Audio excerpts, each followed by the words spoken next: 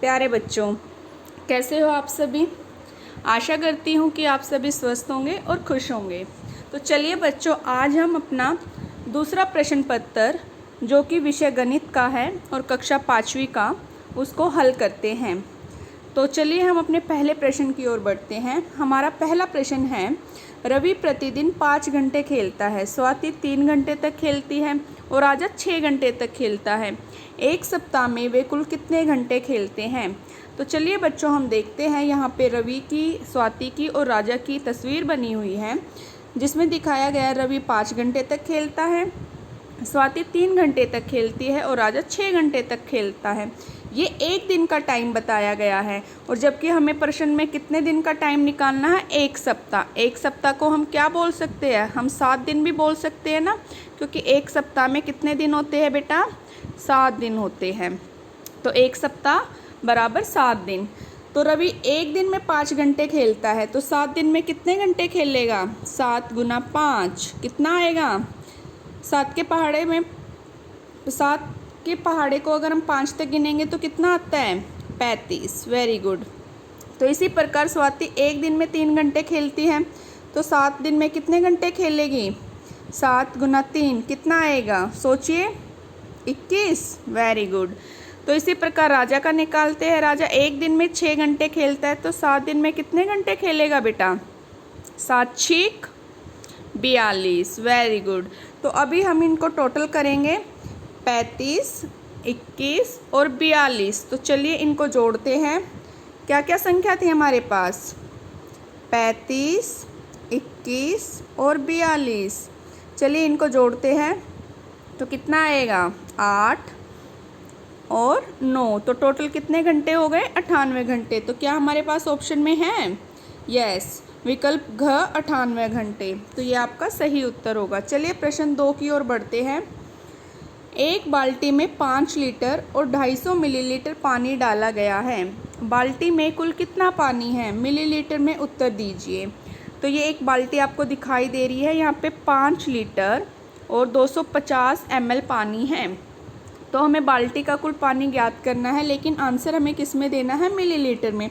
तो बच्चों पहले हम ये देखते हैं कि 1 लीटर में कितने मिलीलीटर होते हैं। क्या कोई बता सकता है, 1000 मिलीलीटर। तो 1 लीटर में कितने मिलीलीटर होते हैं, 1000। तो इसी प्रकार 5 लीटर में कितने मिलीलीटर हो जाएंगे, 5000 मिलीलीटर। कितने मिलीलीटर, 5000। तो यहाँ पे 5 लीटर की जगह मैं 5000 लिख सकती हूँ, यस। और यहाँ पे 250, 250 ऐसे का ऐसा आएगा। तो इन दोनों को जोड़ेंगे तो कितना आएगा बेटा, 5250 मिलीलीटर। तो बाल्टी में कुल कितना पानी हो गया, 5250 मिलीलीटर। तो देखते हैं क्या ये ऑप्शन में है, आपको ऑप्शन में दिखाई दे रहा है, यस, विकल्प ग में दिखाई दे रहा है, 5250 मिलीलीटर। चलिए अगले प्रश्न की ओर बढ़ते हैं। रानी की माँ अपने कार्यस्थल के लिए 4 किलोमीटर, उसके पिता 3000 मीटर और उसके चाचा 950 मीटर जाते हैं। इनमें अधिकतम दूरी कौन तय करता है। तो माँ कितने किलोमीटर चलती है बेटा, 4 किलोमीटर। पिताजी कितने चलते हैं, 3000 मीटर और चाचा 950 मीटर। तो क्या आप लोगों को पता है 1 किलोमीटर में कितने मीटर होते हैं, कौन बताएगा। 1 किलोमीटर में 1000 मीटर होते हैं। तो हम उसके पिता को कह सकते हैं कि वो 3000 मीटर या फिर 3 किलोमीटर चलता है, और चाचा जो है वो 950 मीटर चलते हैं, यानी कि वो 1 किलोमीटर से भी कम चल रहे हैं। तो माँ 4 किलोमीटर, उसके पिता 3 किलोमीटर और चाचा 950 मीटर। तो सबसे अधिकतम दूरी कौन तय कर रहा है, माँ। तो रानी की माँ सबसे अधिकतम दूरी तय कर रही है। क्या ऑप्शन में माँ है हमारे पास, यस, विकल्प ग में हमारे पास माँ है। चलिए अगले प्रश्न को देखते हैं। अगला प्रश्न है, एक लीप वर्ष में कितने दिन होते हैं। कौन बच्चा बता सकता है बेटा। हमारे एक नॉर्मल साधारण वर्ष में हमारे पास 365 दिन होते हैं, जबकि एक लीप वर्ष में एक दिन ज़्यादा होता है। तो टोटल कितने दिन हो गए, 366 दिन। तो क्या ये ऑप्शन में है, यस, विकल्प घ 366 दिन। साधारण वर्ष में 365, लीप वर्ष में एक दिन ज़्यादा होता है, तो टोटल हो गए 366 दिन। चलिए आगे बढ़ते हैं। प्रश्न 5, एक पेड़ पर 10 पक्षी बैठे हैं, उनमें से आधे पक्षी उड़ गए और 10 नए पक्षी पेड़ पर शेष पक्षियों में शामिल हो गए। उस पेड़ पर अब कितने पक्षी बैठे हैं? चलो हम देखते हैं। एक पेड़ पर कितने पक्षी हैं? 10। उनमें से आधे पक्षी उड़ गए, तो 10 का आधा कितना होगा? मैंने बताया था कल, का मतलब होता है गुना का निशान।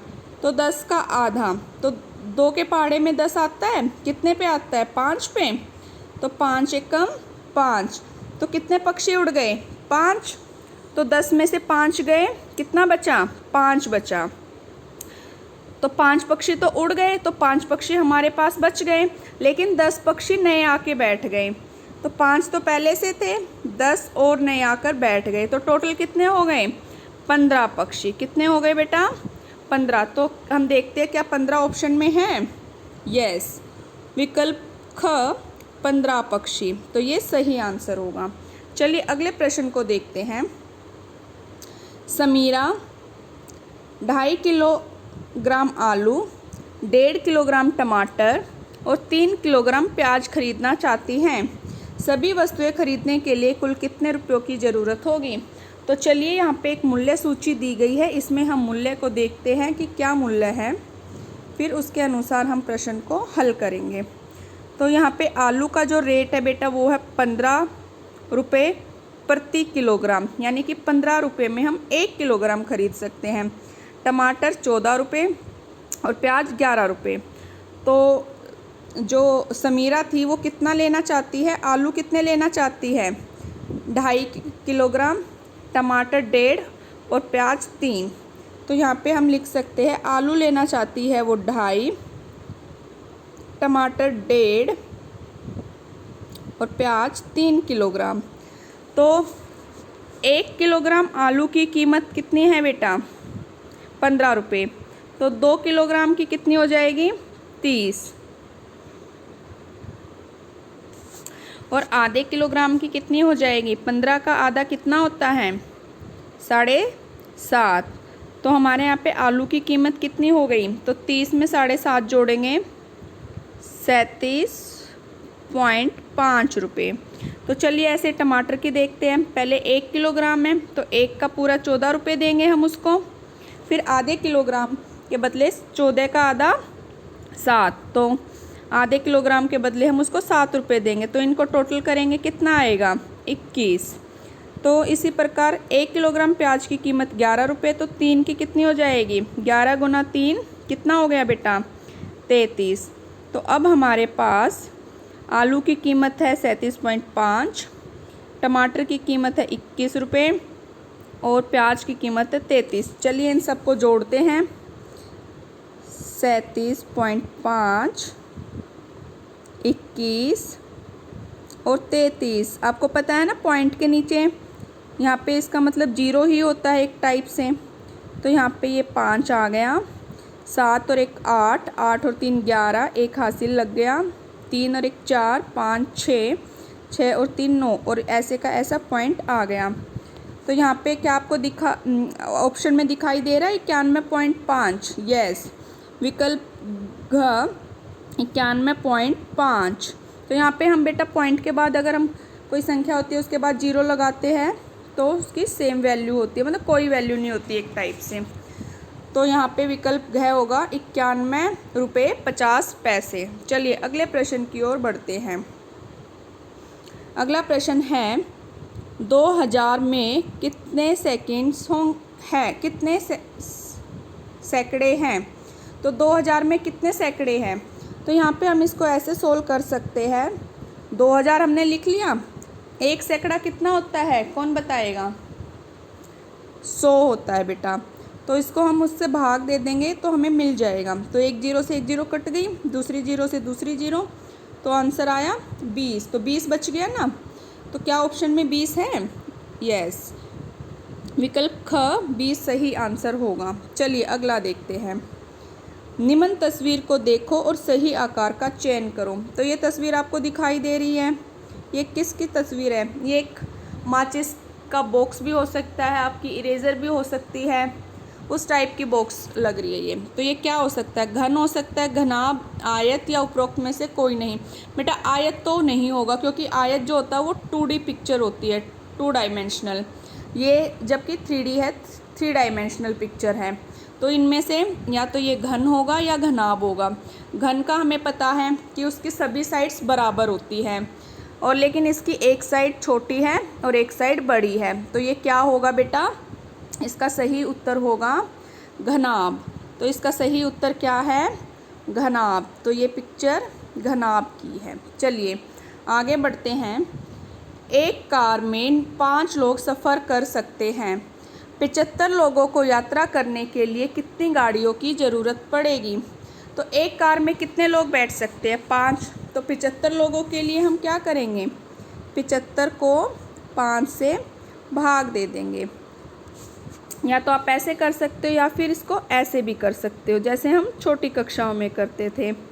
तो 5 के पहाड़े पे 1 पे जाएगा, तो यहाँ पे कितना बचा, 2। ये 5 हम उतार लेंगे, तो 5 के पहाड़े में 25 कितने पे आता है, 5 पे आता है। तो 5 5 25, यहाँ 0। तो ये हमारे पास क्या उत्तर आया, 15। तो 15 ऑप्शन में है, यस, विकल्प क 15 कारें। तो 75 लोगों की यात्रा के लिए कितनी गाड़ियों की ज़रूरत पड़ेगी, 15 कारों की। तो ऐसे भी कर सकते हैं, एक कार में 5 लोग बैठ सकते हैं, तो 15 गुना 5, 15 पंजे 75। तो 15 कारों में 75 लोग बैठ जाएंगे। चलिए आगे बढ़ते हैं। इस तस्वीर में आप कितनी खड़ी ऊर्ध्वाधर रेखाखंड देख सकते हैं। खड़ी रेखा है बेटा, ऐसे जो सीधी खड़ी होती है, जैसे मैंने यहाँ पे ड्रॉ करी है। चलिए हम देखते हैं यहाँ पे कितनी खड़ी रेखाएं हैं, उनको काउंट करते हैं।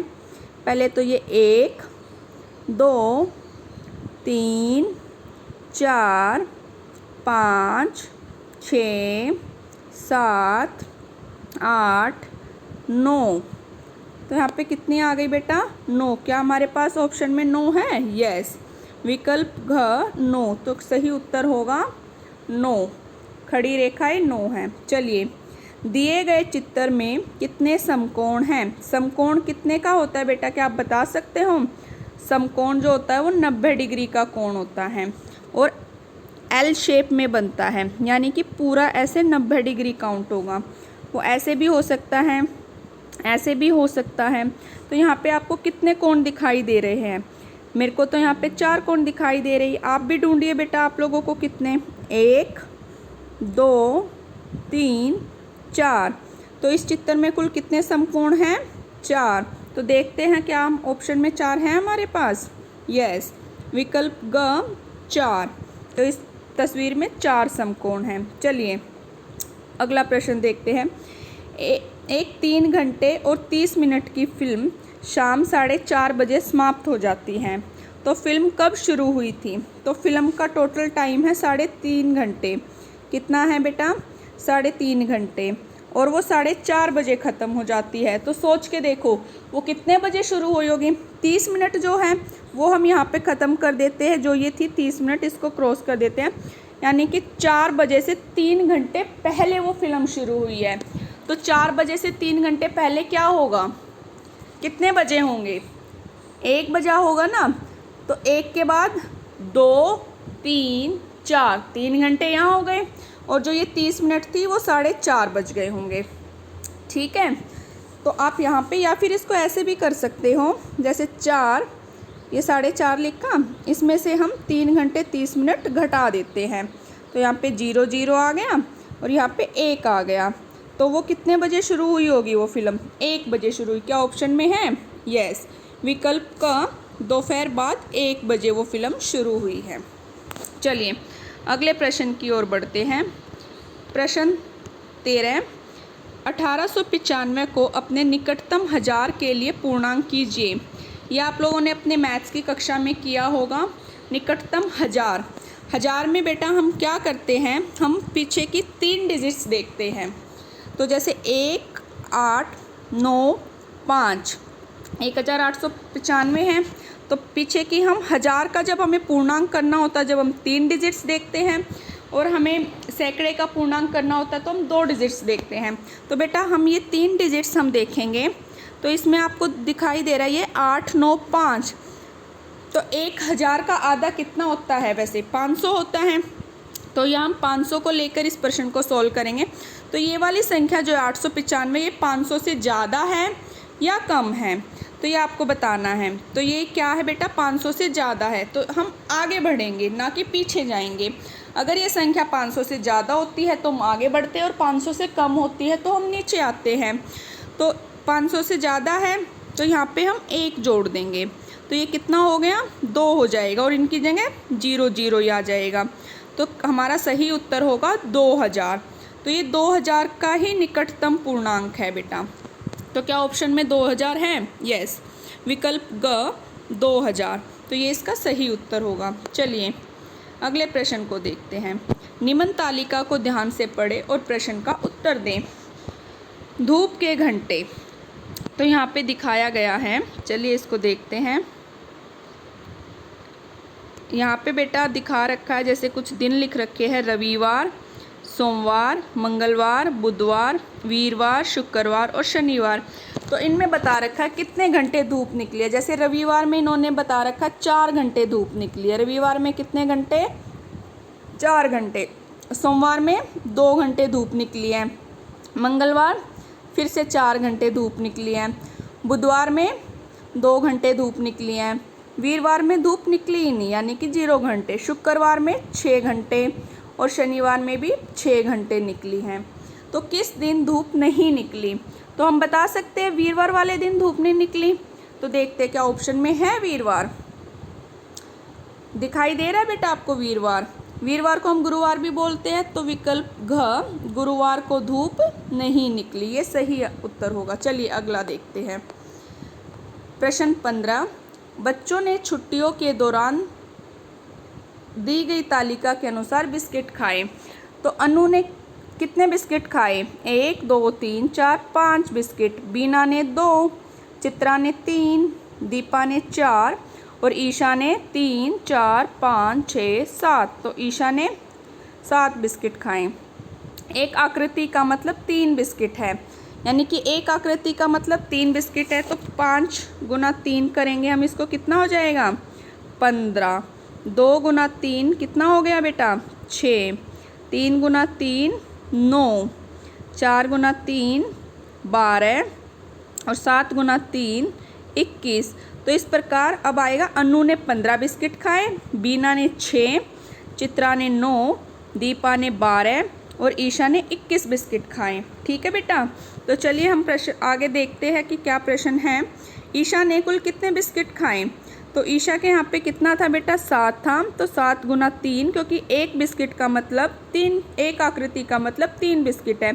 तो यहाँ आएगा उत्तर 21। तो क्या ऑप्शन में 21 है? Yes, option C 21। चलिए आगे बढ़ते हैं। ठीक है बेटा, ये आपका प्रश्न पत्र यहाँ पे हल हो गया है। तो आप इसको एक बार दोबारा से देखिए और आप खुद से इस प्रश्न पत्र को हल करने की कोशिश कीजिए। Thank you.